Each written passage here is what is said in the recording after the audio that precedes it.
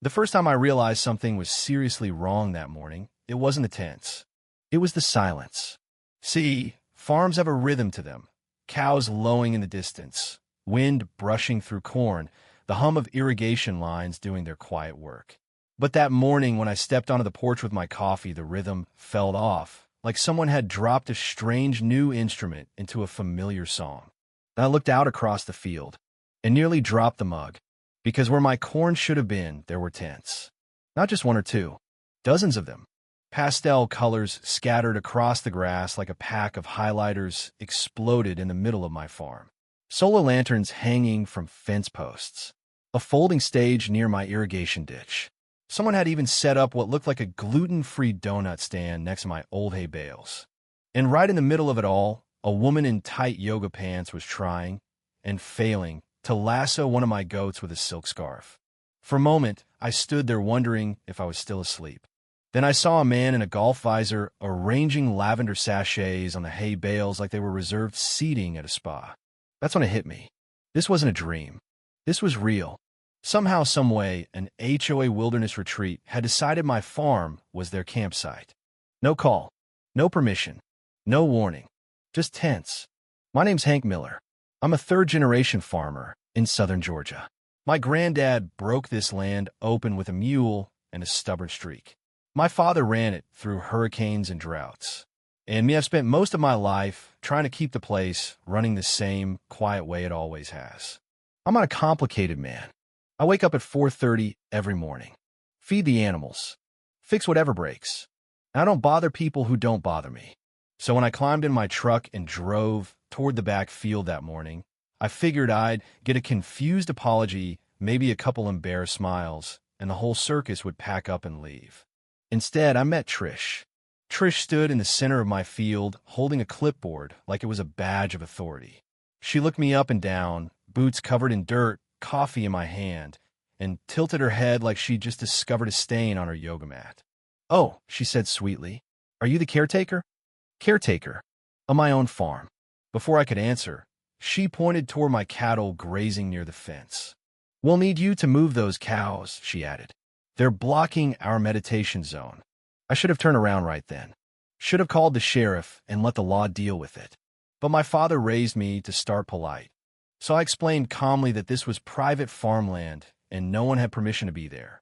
Trish listened with the same smile people give toddlers telling imaginary stories. "Oh, sweetheart," she said, "this land clearly isn't being used. Our HOA retreat has the right to roam natural spaces." Then she pulled out a printed zoning map, like that somehow proved something. I pointed to the barbed wire fence they had climbed over. She shrugged. Boundaries are a social construct. That was the moment I realized two things. First, these people were completely out of their minds. Second, manners weren't going to solve this. While we were talking, another retreat member walked past carrying what looked like a bamboo compost toilet. Someone else had built a smoothie bar out of pallets. A group of women were doing interpretive dance beside my irrigation ditch while sipping something green from mason jars. My cows were staring at them like aliens had landed. Honestly, so was I. I spent the next hour explaining things as patiently as I could. Liability, insurance, the fact that there were actual snakes in that field. It was like trying to reason with a group of scented candles.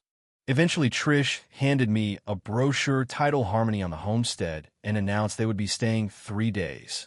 I told her they had 3 hours. She laughed. And then one of her friends knocked down my electric fence so he could hang a hammock. That's when I called the sheriff. He arrived, took one look at the festival in my pasture, and sighed like a man who'd seen this kind of nonsense before. Technically, he said, things got tricky when people claimed they believed land was public, especially if signage wasn't obvious. But before leaving, he leaned closer and said something I never forgot. "As long as you're fertilizing your field, Hank, nobody can say where that fertilizer lands." Then he winked. That night, I watched from my barn while the retreat came alive. Tiki torches flickered under the moon. Someone played acoustic guitar. A projector showed a documentary about bees on my grain silo. At one point, Trish stood on a wooden crate and gave a speech about reclaiming earth energy from greedy landowners. The nerve of it nearly made my ears ring. My granddad built this place with his bare hands. My father protected it through storms that ripped roofs off houses. And now a woman who probably thought dirt was decorative was lecturing me about hoarding land. The next morning, I discovered they had rerouted one of my irrigation pipes to fill an inflatable pool. That was the moment patience ran out, because in my equipment shed sat an old manure tanker. Her name was Bessie. She hadn't been used in years, but she still worked just fine. So that afternoon, I filled the tank to the brim with the richest mixture of fermented cow manure Georgia had ever produced. If these people wanted the country experience, I was going to give them the real one. Just after midnight, their retreat schedule, which someone conveniently dropped near my well, said silent drum meditation. That was my signal. I drove Bessie slowly down the slope while tiki torches flickered across the field. The retreat members sat in a peaceful circle, humming softly. They didn't notice me at all. Earl, my best friend since childhood, stood on the back of the tanker wearing goggles and grinning like a man about to witness history. He gave me a thumbs up. I opened the valve, and suddenly a beautiful brown arc of liquid fertilizer blasted across the tents. For 2 seconds, everything was silent. Then chaos. People screamed. Tents collapsed. Someone slipped and shouted that sewage was raining from the sky. Technically, it wasn't sewage, but close enough. Trish ran toward us, waving her clipboard and shouting about lawsuits. I gave her a gentle mist. She slipped backwards and landed directly in an overturned compost toilet. Earl saluted.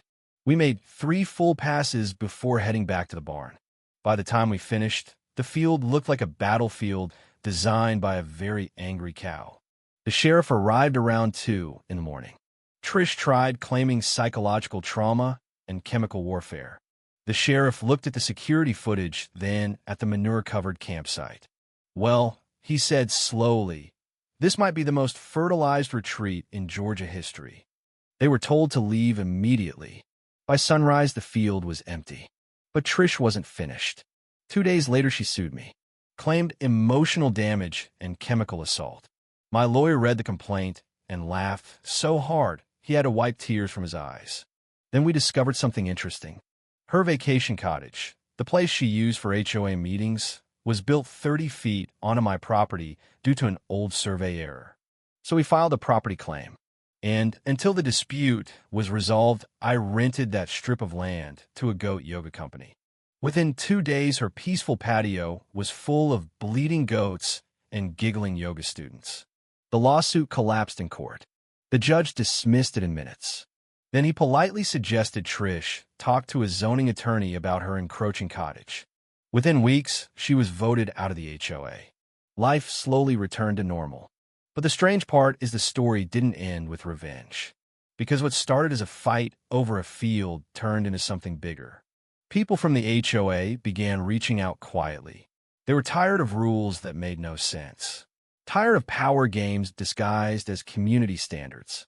Eventually, I bought a few houses in the neighborhood and joined the HOA board myself. Not to control people, just to remind everyone of something simple.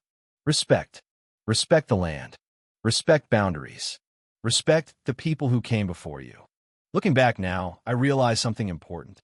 This whole mess wasn't really about tents or manure or lawsuits. It was about arrogance. Some people think rules only apply to others. They believe they can take space that doesn't belong to them and call it progress. But land remembers, and so do the people who protect it. Sometimes justice comes from a courtroom.